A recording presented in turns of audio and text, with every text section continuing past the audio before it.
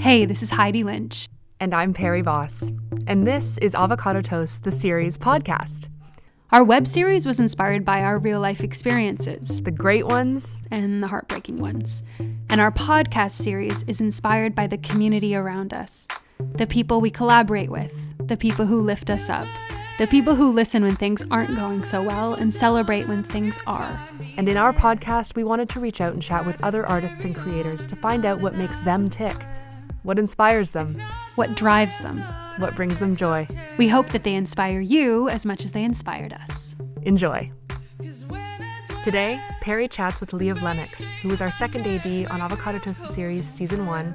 Hi, Leah Vlemmiks. Hi. How are you? I'm good. So today we have Leah Vlemmiks, who we were lucky enough to have on Avocado Toast with us as one of our ADs, our assistant director. Leah is a director and a photographer and just amazing creative mind in all capacities. So I'm super excited to chat with you today. Thank you. I'm excited too. So how have you been doing in the time of COVID? What's been popping off for you? Well, I actually got to shoot a music video during the sort of summer months outdoors responsibly. And that was really nice because I think that for a while, everybody was pretty, locked down and everything. We didn't know how filming was going to go. And nor did we kind of want to be bringing groups of people together in dangerous settings kind of thing. So I think that was really nice to do and to just kind of get people together and be able to distance but also make art. That was Tesfaye with Witch Prophet, right? Correct. Amazing. Yes. Amazing. How did you get involved with them? Because I was lucky enough to see a sort of fine cut edit of it before it went live, but how did you get involved with them? Okay, so I was actually sort of, I'll use my term, noodling, an idea of a dance piece for the last few months, and sort of thinking about, because I was a former dancer, so a lot of the times I do think in kind of movement and stuff like that. So I was thinking about, children dancing and this idea of like following a young girl through a journey. And I actually came across Witch Prophet's music on Spotify and read about her and, her songs and her approach and everything she was writing about. And I reached out to her and we both like really hit it off. I started talking about, her album that she had just released. And then I was kind of like, I have this idea that I just want to kind of develop, and what do you think? And she was like, totally like, go at it. Here's my album. Yeah. Let me know which song resonates. So once I interviewed her about her album, it's all about her family history and their roots in Ethiopia, Eritrea. Wow. And each of the songs on the album is dedicated to a family member in her extended family and immediate family. Wow. And so I just started to talk to her about a certain song, which was Tesfaye, and it was about her grandfather, and then brought in those pieces of documentary and everything into it, and that was that. So that was kind of the long and the short of it. It's such a beautiful music video, and it really doesn't feel like a music video. It feels like a short film. Thank you. I'm glad to hear that. Yeah.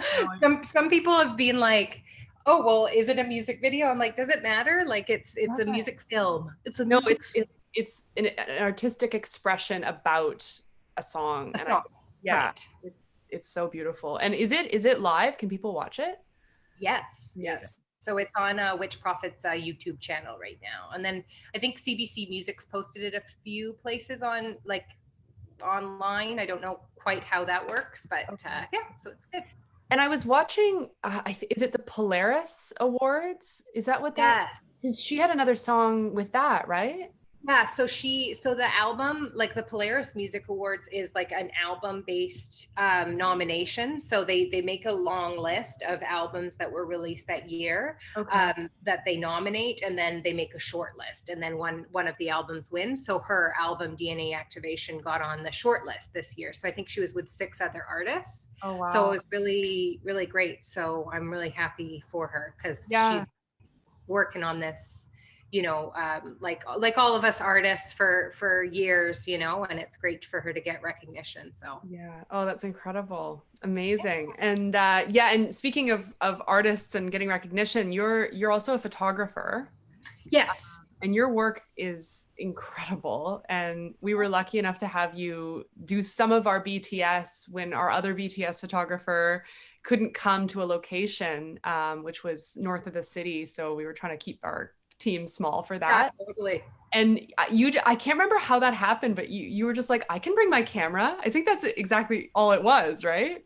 Yeah, it was like we went up to the location, Yeah. the northern location, Yeah. and and I was like, I just thought, oh, I'll bring my camera because this northern or this location that we were at like had sort of a majestic type of setting. Yeah. So I'm like, you know what, why don't I just bring up my camera and in between these take some shots, and then we ended up having some of the great scenes and great things happening. So I was able to capture all of those. So that was fun. Well, I enjoyed it. So beautiful. Like your eye and the way you see things. Like I was looking at the same room that you were looking at, and the photos that I saw, I was like, this is art. This is just, it's next level. So you have a beautiful eye with that. I have such admiration and respect for that. Oh, thank you. That's so nice. Yeah. Well, it's true though, and I'm excited to do some promotional shoot stuff. Yeah,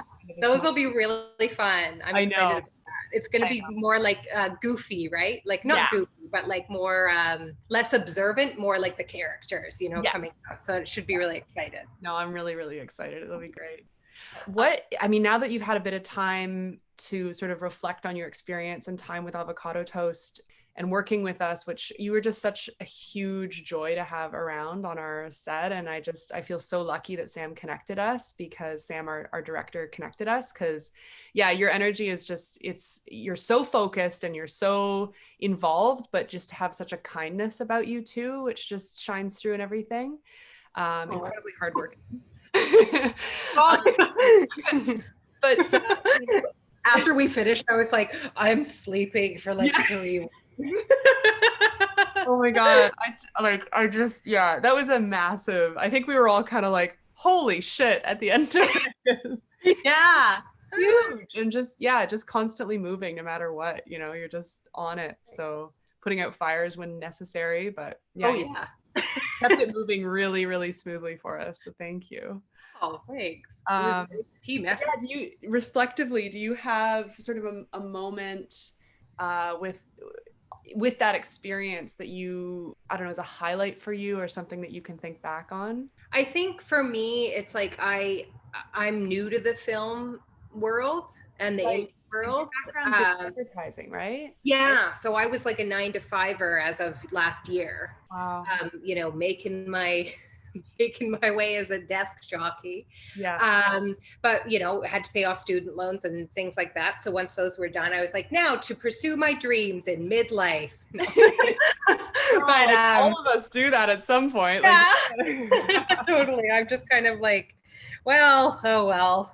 I'm not going to be one of those, like, you know what I mean? Like 19-year-old whizzes. We'll have to do now. But so I think for me, it was like the overall opportunity that Sam and that you all gave me to be on set was really, really fun for me, because it was the first time I'd ever actually been on a film set before. Right. Beyond, being on the ad side, which is like I was, an art director or a writer, and I'm not responsible for instance, the running of the set. It's just what's on screen. Mm-hmm.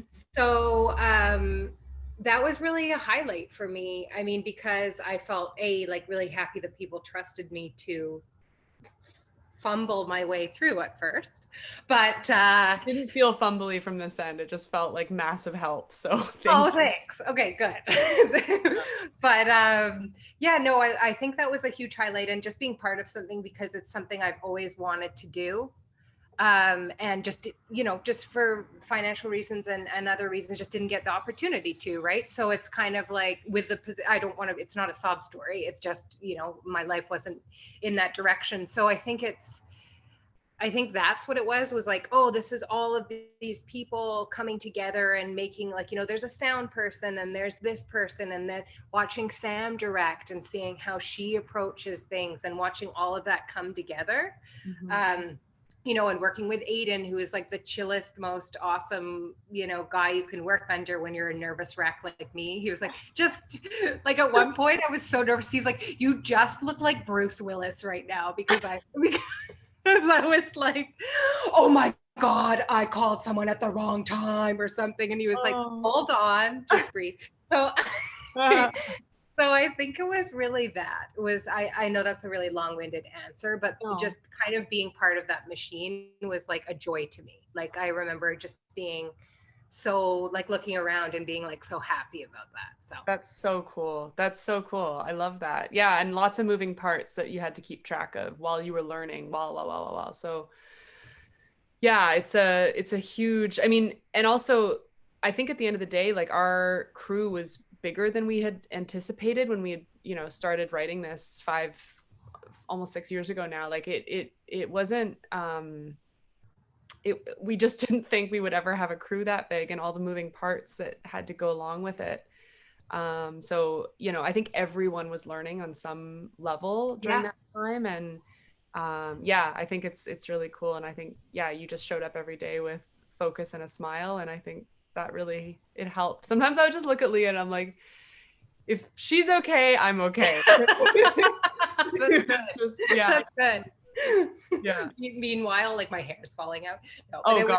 It was honestly, like I'm making exaggerations. Like it was really a chill environment. I'm just somebody that's like a perfectionist in odd ways. So it's like I like everything to be accurate, or like if I make a mistake, I want to know why and like how never to do that ever again. You know what I mean? And it's like you can't be like that all the time, or else it's like ridiculous. But yeah, no, it was really fun. That's so great. And what kind of like film projects, as you get more involved and do more, what are you attracted to in film and TV, I guess, you know, whatever, what is your draw to certain projects that you either want to be involved in, and what capacity? What is that thing for you? I think it's kind of a twofold answer. Like, I think one of the main things that I love in work is combining genres. So I love the idea of like, it's kind of what I do in my own work, which is like the documentary with the narrative piece and combining those two. That's really interesting to me. Like Chloe Zhao is one of my favorite directors, and she does a lot of fictitious characters with actually acting as themselves. So she does it in with Frances Dormand, right? Yeah, she did Nomadland. I haven't seen it yet because I tried to watch it at TIFF, and they're like, that will be $130,000, and I was like, I will wait for that. Sorry, I didn't interrupt. I was like, I know that name, so I wanted. Yeah. So she did that. As she did a documentary. I mean, a film called The Rider, and then Songs My Brother Taught Me, and they're all like the Rider is about a guy who actually plays his real self in a fictitious environment, and his sister is his real sister, and she has autism, and she's able to just play herself. A woman with autism. So it's like that kind of thing really attracts me. But I think also why that attracts me is because they're stories that are very representational. And I mean that like in a broader sense than, for instance, like, you know, having everybody represented on screen or something. It's more that people are able to play themselves. And I think there's something, and not that that's a bad thing if people aren't playing themselves. Acting is still like an art I'm really interested in. It's just really interesting to me when, you know, somebody with autism or somebody that identifies this way or another way is able to like be in their own space and represent what they want to put on screen. And I think like that's something we're all becoming very conscious of, but like I know that what we put on screen really matters, and our perspectives are going to be biased, right? Like even if we don't mean to. So I think that's what attracts me is stories like Avocado Toast has a story that there isn't a lot of bisexual representation on TV that's not done in this way, that's like, you know, an outsider looking in on it or trying to guess at the experience, or there isn't a lot of, you know, representation of baby boomer sexuality and older women's sexuality and older men's and all of this kind of stuff. So those kind of things are really interesting to me. And like you watch something and then you get a pull, like that's, I always feel it kind of, and you're just like, okay, like this is the right path. Like there's the shiny, cool stuff. Like I love beautiful films and our art on screen, but I also need it to like be real in some capacity. Do you know what I mean? I do. And I was sort of speaking about this with a couple other people too, in terms of getting people to tell their own stories. So you're not telling someone else's story for them. Yeah. And whether that's done as a director, you know, it has to be a story that you want to tell or have that experience in telling. Or if it's a writer, like, you know, I'm a huge believer and advocate if I have a story arc where, you know, there's a person of color's journey, I want to make sure that I have their full take on it, or a full writer's pass of that character, so that I'm not writing their experience for them. Yes. And I was, it's interesting. Like it is an ongoing conversation about, you know, do you get a queer person to play a queer role, or is it okay for a straight person to play a queer role? Yeah. And it's, I don't have a solid answer, and I see it from both. I mean, ideally I would want a queer person to play a queer role, but you know, there's certain people who are able to embody that life experience with, you know, discussion beforehand and all that stuff. So it's an interesting conversation, but I totally agree that it needs to have a real story element to it. Yeah. And I'm like that too, where it's kind of like, you know, the art of acting is embodying other experiences. Yes. Right. The art of writing is embodying, you know, your character's experiences that, you know, I could write for somebody that identifies as male and I won't have that experience, but maybe I can bring something to the table. But I think it's like, where's that balance, and who are we consulting? And also I think a lot of the times what also happens is some of these experiences are individual experiences.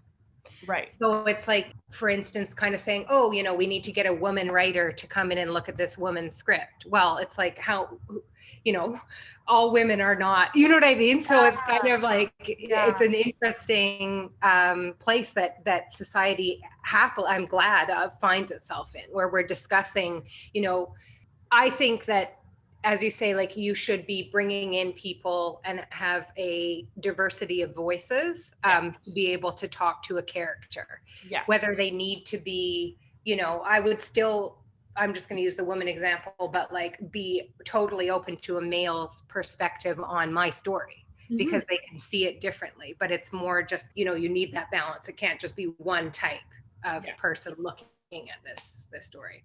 Yes, I completely agree with that. I think there needs to be multiple hands in telling it if it's not your, I agree with that. Yeah. And is there like a storyline or an element of the show after watching it that you felt drawn towards, or you felt represented something for you that really resonated? Yeah, like Elle's storyline with her father was something that hit home for me personally, because my parents got divorced last year after being married since they were 17, and they're like in their 70s now. I feel like I didn't realize that they had been married since they were 17. And I mean, back in the day, right? But so it resonated with me in this way of like, I'm a grown woman. I can't put demands on my parents with like what they should be doing and what I find acceptable. And nor do I want, you know, them to be in an unhappy marriage together. But I had those moments where it was like, a grieving process, like that I did kind of like on my own, because I didn't want to be, you know, adding that to my mom's experience and adding that to my dad's experience. And like, it was something weird to go through as an adult, if that makes sense.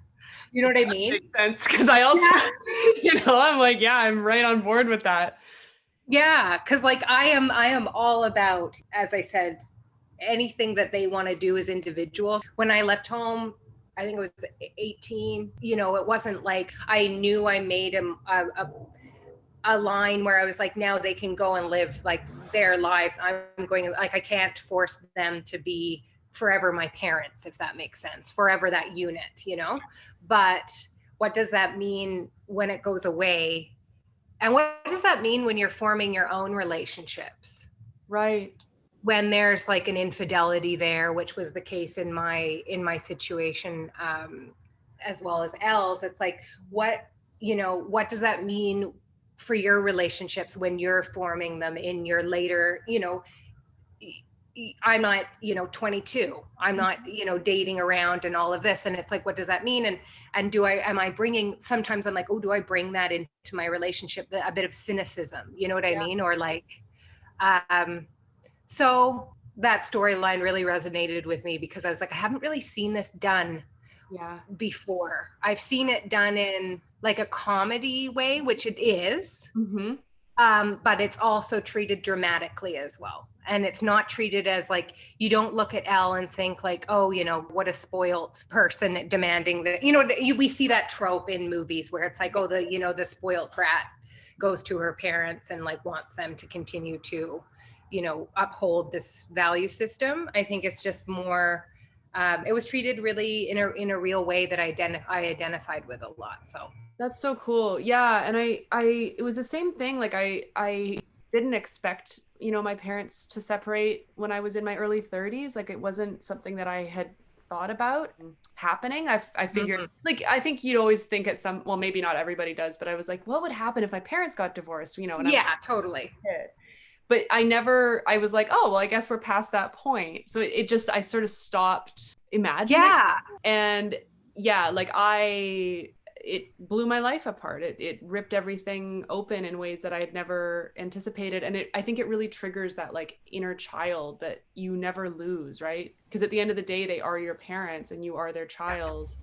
And it is disrupting a paradigm that you've come to believe and understand. And now everything's different. That's exactly it.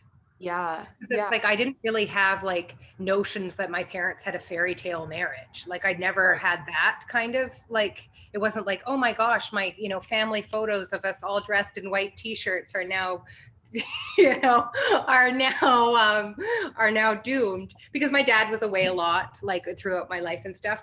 I think what's interesting when it's in your 30s is that you're not under any illusions that there's not challenging times or there hasn't been, you know, whatever has happened. But I think it's more that you realize that you have held this weird paradigm, as you say, in your head about stability and what that means. Yes. And I think that that's the major thing that goes, you know?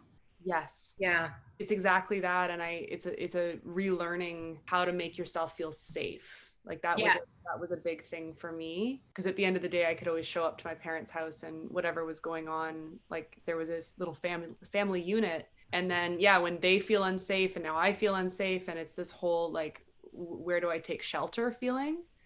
Yes. Yeah. So totally. Relearning of a lot of that. And it really, like, I don't know, you know, how I needed to process it by going to therapy and like, you know, writing a show and we, like I've said this previously, but it's interesting when we were pitching the show to different production companies and different people, often there would be a person in the room who would go, but Elle's an adult, so we don't really understand the storyline. And and then there would be another person in the room who was like, my parents got divorced when I was 11 and I cried when I read this. Like, yes, you know, and I just think it's fine. Like but we wanted to show that there is a reality to these big life changes.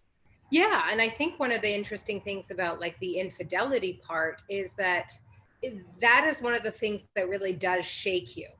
Yeah. Like, we're all adults and we all know that, things happen in life and people can be unsatisfied, like in many ways, not just like, sexually or whatever. Yeah. But it's to me, that was the big kicker where I was like, you've made my life alive. Mm. You know what I mean? Like, and that sounds very extreme, but it is kind of true, because what people don't realize is like you're lying to the whole family. Yes. Yeah. And I think it's not to say like, well, I don't want to come to an understanding and a compassion with people that do things, and life is complex and all of that. But it's like that weird feeling of like, wow, that time this, I remember that. And that time this, I remember that. And you feel very, not dirty, but like very weird. Yes. Like, were you okay? So on this day, were you there or were you here? And who was? And it's kind of those feelings where you're just like, wow, and I don't think people understand that at any age that is an odd feeling to experience, even if your logic brain says, okay, I don't know the full story, I don't know if they're not telling me everything, and nor should they. No. But Yeah. but it's those weird moments where you're kind of like, oh, I as like a part of this kind of family unit feel very strange about this, you know what I mean? And and lied to. Yes. Yeah. And betrayal is betrayal. And I think that transcends relationships as well. Like, my mom was betrayed in a different way than my brother and I were, but there was a betrayal there. And it was hard, like writing it, first of all, but also revisiting it on set after I had a few years to process. And I wasn't as angry, and I'm not as angry as I was. But having to like go back into that place was a really interesting just look at how learning and growth and time can really change that. But it's still your parents, and it's still what your safety net was for however long, whatever age you're at. Absolutely. Well, I'm really glad that resonated with you, because that was a big thing too. I wanted to make sure that it was represented authentically. Or that version of it anyway. And sometimes your truth is not everyone else's truth, but I do believe that there's a human universal truth that can be represented. So I love hearing that from other people who have gone through parental divorce, because I think there is a through line, and I think it's important to honor that and show that authentically. So I'm glad. It's the empathy, right? It's the empathy. Like, your story is not exactly like mine. Mine's not exactly like yours, but we empathize with the core feelings of it, right? So, and that those were portrayed on screen. And that's what really, like when you were doing that scene with Christian in the living room and you're crying about Christmas, I was like, oh, I'm like trying not to cry, because like, we're all trying to like work, and I'm like, oh, just over here getting some more. I was just like eating these like these chocolate covered almonds, like way too much. I was like, like literally eating your feelings. Like, yeah. Oh my God. That was a lucky scene to be able to do in that environment, though, because you guys were all hiding in the kitchen around, in Video Village with the monitor, and it really felt like I was just, aside from like our cinematographer Cam with his giant camera, like here, other than him, really, I was able to feel just very intimate with that scene, and I forgot that you guys were even watching it or able to hear it. So I was lucky in that way. I'm not glad that you no. But it's validating your feedback like that. Thank you. So what's next? What's coming up for you? Do you have anything in the pipeline? And you can also just say I'm getting on with my day every day, which is still working on like a few projects that are, in sort of development phase. Are you writing those, or are you helping? So I have a doc series about like women and non-binary artists that have been working on since last year. So we shot the pilot last year, Okay. and then just kind of fleshing out like how that works, and also just learning the ropes of production companies and how that works, and like how optioning works and all of those kind of things. So going through that process. Well, that's great. And just one more time, the music video you did with Witch Prophet. The best way to look it up is probably Witch Prophet's YouTube channel. Okay. So you can just look up Witch Prophet YouTube, and I think it'll be on there. It's called Tesfay, Tesfay. Awesome. And it's joyful. I would like to say it's joyful. It's joyful. I watched it in the summer, and that's exactly what it felt like. It's joy. So, Thank you. It was the dancers that brought the joy. I can't claim responsibility for that. Well, you were there to sort of guide them, so there's that aspect too. Highly recommend you guys go watch that because it's so beautiful, and you're so talented, and I'm just like so excited to see where this fresh lease on life is gonna bring you, because I think you have a really, really bright future ahead of you in this world of film. Thank you. Yeah. Thank you. How can people find you online and see some of your photography and work? Yeah, so I have a website. It is LEAH for Vancouver, LEM for mother, IKS for Sam.com. Can you tell how many times I have to say my last name? My last name is Vlemmiks, so it's a lot of. Well, it's Dutch. Yeah, I do. The Dutch last names, they'll get you. Yeah. So that is my website, and you can see my work on there, photo work and video work, doc work, stuff like that. Great.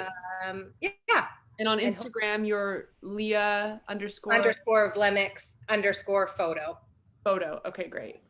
Amazing. I love that Dutch connection with you and I. Yeah. I forget about it, and then I'm like, of course I remember. Yeah. So many consonants. I know. I thought about mentioning it earlier, and I was like, that's not what this podcast is about. Yeah, it is. Yeah, it is a little bit about that. Okay, cool. Yeah, well, thank you so much for chatting with me. I'm really excited to work with you again in the future, and however that is, if it's not avocado toast, something else. I'm just excited for any opportunity. So yeah. Hey, me too. And we'll talk to you really soon. Thank you. Thank you. Bye. Thank you so much for listening. And thank you to Ontario Creates for the support to make Avocado Toast the Series podcast possible. You can pick your player to watch all 10 episodes of Avocado Toast the Series at www.avocadotoasttheseries.com. We'd also love to give a huge shout out to Russell Lauder for the use of their beautiful song, Cost of Living. You can find more of their music sprinkled throughout the episodes of our web series, as well as on Spotify, Bandcamp, and iTunes. And links to their social media is in our show notes.